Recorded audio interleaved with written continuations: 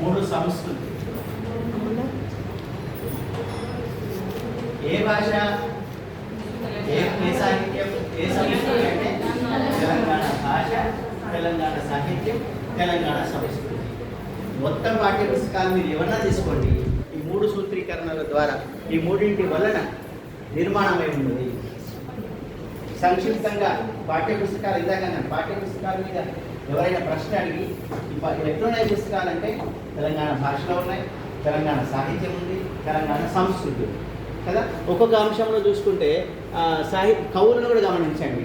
నేను ఇంకో ప్రశ్న అడుగుతాను, గబుతాను, మీరు చెప్తారు సమాధానం. కవి పరిచయం ఉంటుంది, రచయిత పరిచయం ఉంటుంది. కవి రచయిత ఒకటేనా?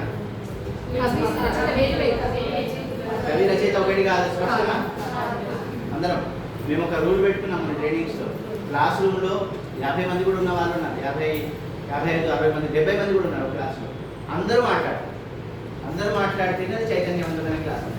మీరు కూడా చెప్పండి, కవులు రచయితలు ఒకటేనా? ఏం చేయాలి?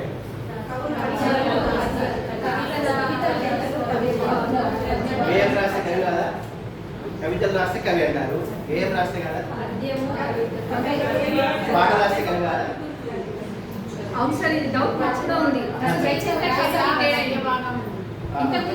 ఎవరు చెప్తున్నారు? పద్య భాగం రాస్తే పద్యం అంటే పద్య భాగం అన్నాం కానీ పద్యం అనలేదు. పద్యంలో పద్య భాగం ఏమొస్తాయి? పద్యం, పాట, గేయం, గజల్.